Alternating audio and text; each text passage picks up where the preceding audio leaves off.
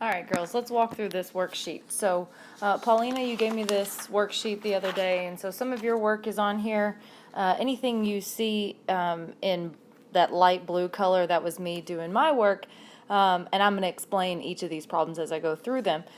So what I want to do, let's take a look at let's just walk through each one. Some of them I'll be able to group together because it's the same kind of setup, so I won't go over maybe every single one.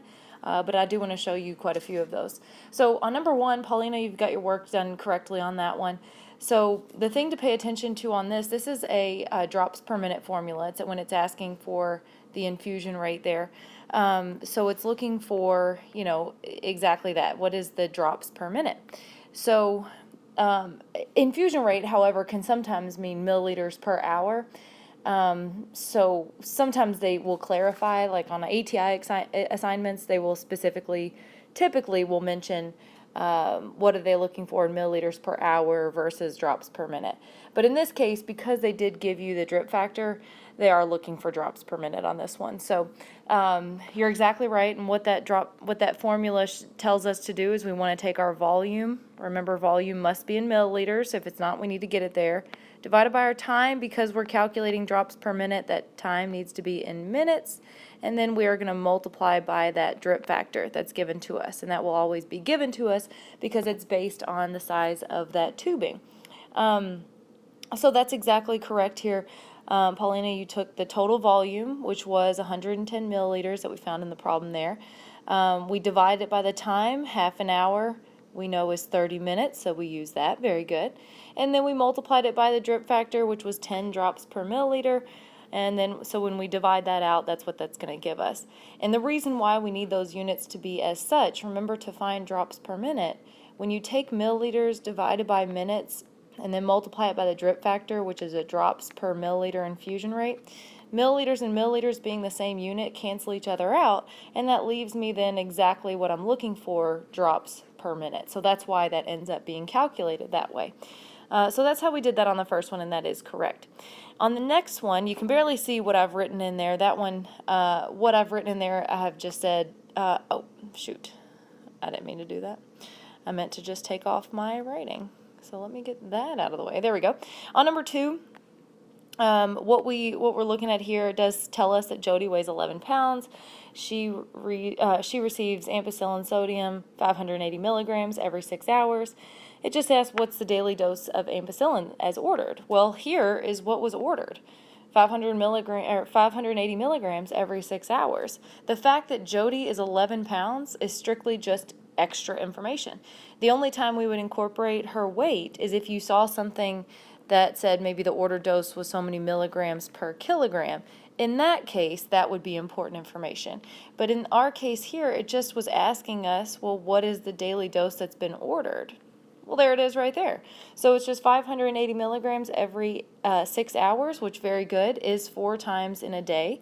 So that's exactly correct on how you calculated that. We took 480 times 4 to give us a total of 2,320.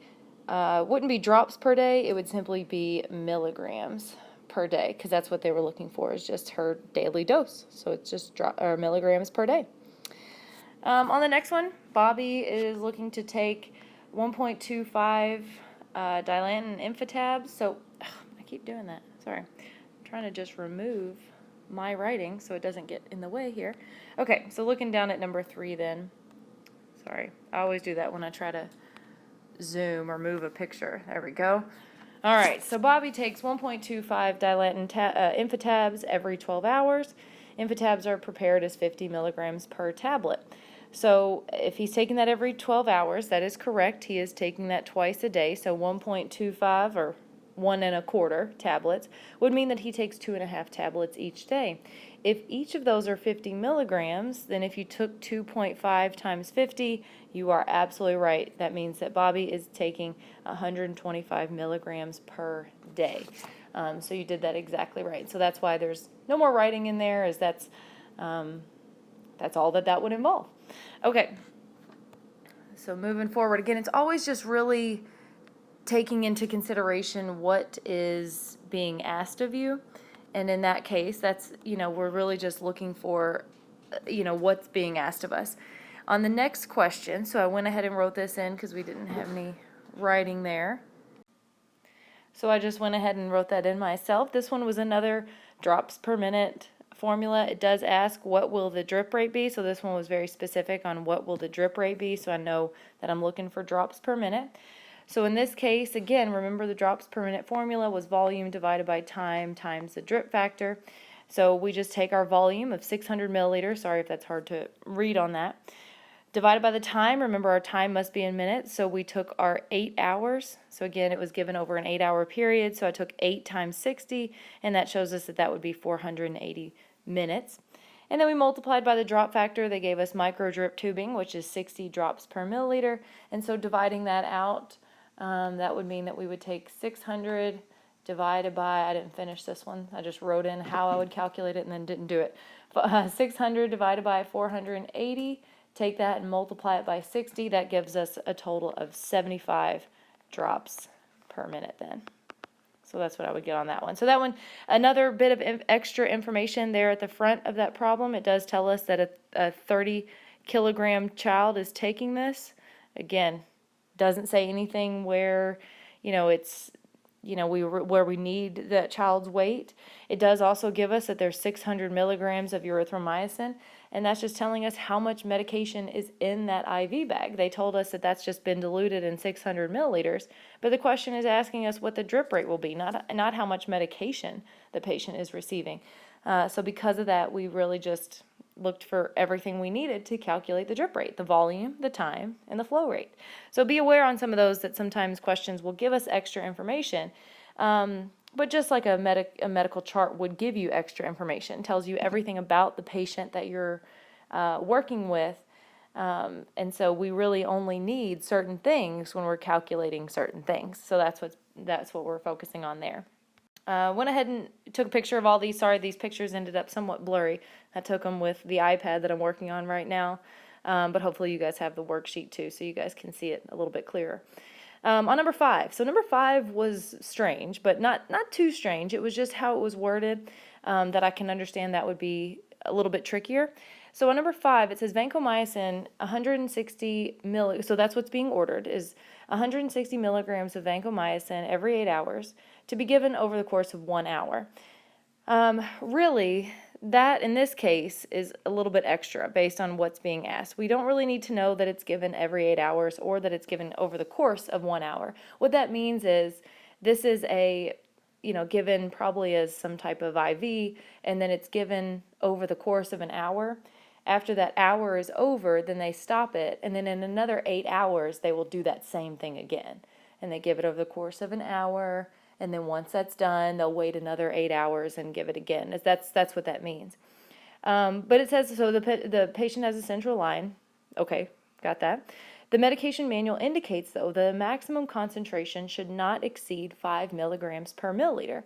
So that just simply tells you how this medication is diluted. It's not going to be any more than 5 milligrams for every milliliter.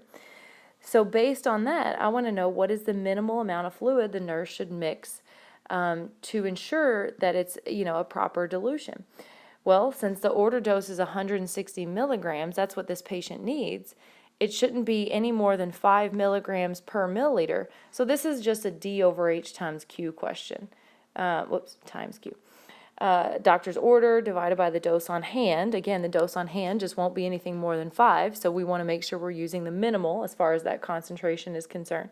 So doctor's order is 160 divided by 5, that concentrated dosage, per 1 milliliter, so that's our Q, and that means that the nurse should mix 32 milliliters to create this vancomycin dilution here. So just use that D over H times Q in a case like that, but I can see how that one would be kind of a tricky one. Okay, on the next one, so let me eliminate all that writing up there and let's just scroll on down to number 6. Once again, I just write all over the paper here.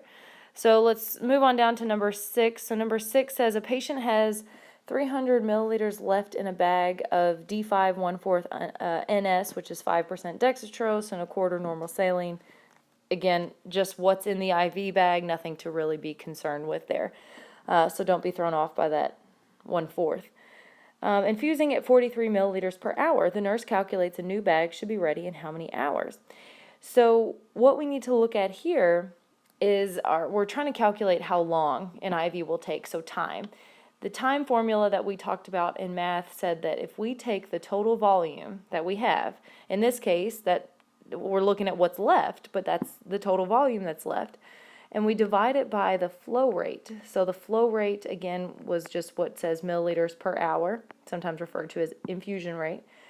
But taking our milliliters and dividing that by milliliters per hour, the milliliters cancel out, and then we'll be left with how many hours this will take. So I did just that. If you take 300 divided by our flow rate of 43 milliliters per hour, it gives us quite a crazy decimal. It gives us 6.9767. So, you know, a lot more, 441860. If you're looking at that, gives us a big decimal. My advice to you guys is round this off. So if let's just call it 6.98. Oh, oops, 6.98. Just rounding that off again to the hundredths place, and that went up to an 8 because the 6 was a big number. So let's call it that. It does say to express in hours and minutes. Well, how we do that, anytime we have a decimal, if we know it's going to be 6 full hours. That number in front of the decimal tells us it's 6 hours. So here's our answer so far. But the 0.98 in decimals is, you know, remember decimals are tenths, hundredths, thousandths, so it's always out of 10, 100, 1,000. I need to know what that is out of 60. So if you take any decimal and simply just multiply it by 60, that will tell you what that is in minutes. So if I took 0.98, multiplied that by 60, it would tell me 58.8, which we'll just call 58 or 59 minutes. So I'm going to guess that an instructor would be okay with 7 hours because it's so close. I mean, 6.9767 anyway could already be rounded to 7 hours, but it really just kind of depends on how particular your instructor is. So you may want to double check with that if she's specifically on a case like this where it's so close to 7 hours, if it can be rounded to that, or if she's really looking to look at that specific time, if it's going to be 6 hours and 58 minutes or 59 minutes.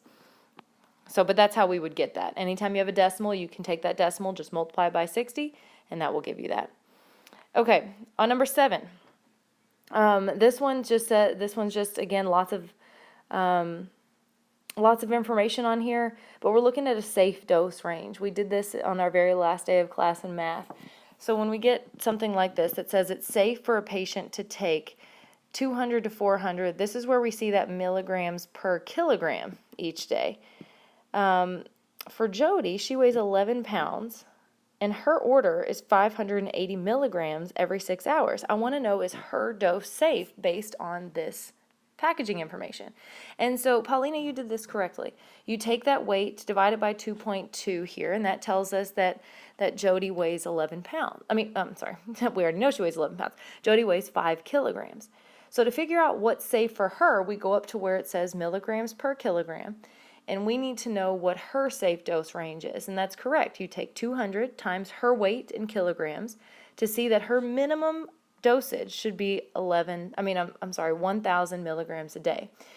When you take her weight times 400, so the maximum dose, you get 2,000. So her fluctuation here, she can take anywhere between 1,000 to 2,000 milligrams every day. So in order to answer this question, the answer to this is either going to be yes or no. And that's going to be to look at her dosage then. So her ordered dose, so getting all this out of the way, so you've done everything correctly so far. So what we have to see here, so since we know that this is Jody's safe range, what she can take in a day, doctor says we want her to take 580 milligrams, remember, every 6 hours. So that would be 580 milligrams 4 times in a day. So our next step would be to take that order dose, 580 times 4, to see what that would be for her in a day. 580 times 4, I started to do it down here at the bottom, would be 2,320 milligrams in an entire day. Because that order dose definitely falls past her maximum, this would not be safe for her to take because it would be too much medication for her. It's 320 milligrams more, so the doctor is going to have to either lessen that dose or maybe have her divided up into maybe every 8 hours instead of every 4. I'm sorry, every 6. So just something to take a look at there. The answer to this would then again, like I said, just be no, it is not safe. Okay, on the next question, I'm going to probably walk you guys through all of the questions in this first section because they're all so completely different. On the next section, it says ibuprofen drops are available in 500 milligrams per every 1.25 milliliters.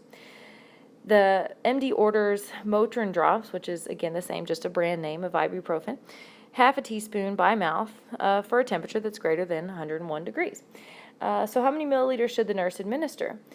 Extra information here is what it tells us at the very beginning. It does say, okay, we've got, this is how it's diluted, how those ibuprofen drops come. But the order dose is just here. It just says to take half a teaspoon by mouth for a temperature greater than 101. I want to know what that is in milliliters. Well, if you guys remember, 1 teaspoon is equivalent to 5 milliliters. So the way you can look at that is just remember that what's been ordered is half a teaspoon. So that would be half the amount of milliliters. So we're just going to order 2.5 milliliters to be taken there. So everything else there is just extra information. Okay, on the next pages, hopefully you guys felt pretty good about the basic conversions. That was either looking at your household equivalents. Remember, we remembered those. So like for this one, we had to remember that there are 2.2 pounds in every kilogram, so that would be dividing by 2.2. This one would be 30 milliliters, that's actually 1 ounce, so that's a known there. This one is a metric conversion, so that's using your metric chart, either the stair-step method or your deci, centi, milli, that whole chart. And I can send you guys some videos on those too. So that one's a metric one. The rest are all household. It looks like most of these answers are 1. 240 milliliters is 1 cup. 5 milliliters is 1 teaspoon. This is 1 tablespoon. This is half. There's another metric one. The only one that's a little bit different on here that we may not have covered in great detail is this unit right here, grains. That's funny.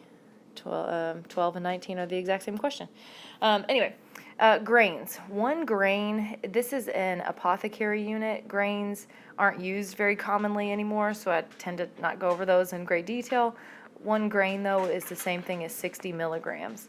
So anytime you have milligrams and you're trying to convert it back to grains, you simply just divide by 60. Some books will tell you that it's either 60 or 65, so it just depends on your instructor and what she's wanting you guys to remember. But more commonly, I see 60 more often, so that might be something you may want to look at. So like number 12, 60 milligrams would be just 1 grain. Whereas number 19, you'd have to take that and divide by 60. Number 20, you'd have to divide that by 60 as well. And here are all your abbreviations. We did go over that, so there's a whole chart in your math book that helps you with all of those abbreviations. So that was just memorization. So the same thing on the top of the next page, all those medical abbreviations. Now, for the most part, the rest of, from what I'm looking at here, I think for the most part, the rest of those are all dosage calculations. And I'll show you if we get to any that are weight. So I'm not going to go over every single one of these, but you can see what I've done on the work on these. Number 38, again, it's just order dose divided by dose on hand times the quantity. So again, all of these, and pretty much like I said, from here forward, use our dosage calculation. So the D over H times Q. So you can see the work on number 38 would be 15 divided by 60 times 2.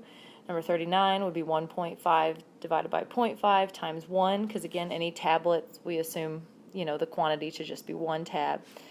Same thing on number 40, it would be 30 divided by 50 times 1.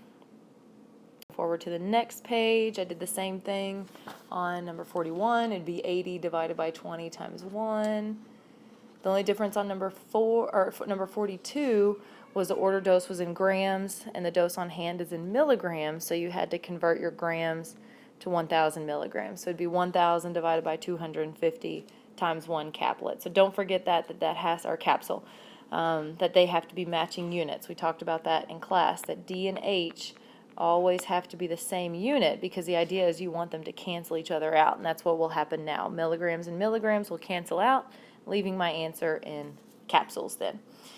Number 43, same thing. Order dose is 100 milligrams. Dose on hand is 20 milligrams per 5 milliliters. So we just divided that. Same thing with number 44 would be 75 or 750 divided by 250 times 1 tablet. Forward, let's see. Same thing on number 45. Number 46, we didn't see units very often, but anytime you see units, it's the same thing. D and H are matching units already. More than likely, if doctor orders units, it's going to come in units, and I shouldn't even say more than likely. That's a guarantee. There's no conversion out of units, so that's what you're going to see here. 3,000 divided by 5,000. D and H are the same there, so that's good. And then per 1 tablet, per 1 milliliter. So that's how we divide that out. Same thing with number 47. We have the order dose of 125. Dose on hand is 50 per 1 milliliter. Number 48, there were just 2 different medications in that one. So, the Demerol, they ordered 35 milligrams, and this is how Demerol was packaged, 50 milligrams per milliliter. So that's the calculation for Demerol over on this side. And then on the Phenagrin, they ordered 12.5 milligrams, and Phenagrin is packaged as 25 per 1, so there's the calculation for that. So you'll just have 2 different answers. The question says how many milliliters total will the nurse administer, so you'll get 2 different answers, and then since the nurse is asking for the question is asking for the total, then you would simply just add those 2 together. And then finally on the last page, milliequivalents, very similar with units. If a doctor orders milliequivalents, it comes in milliequivalents.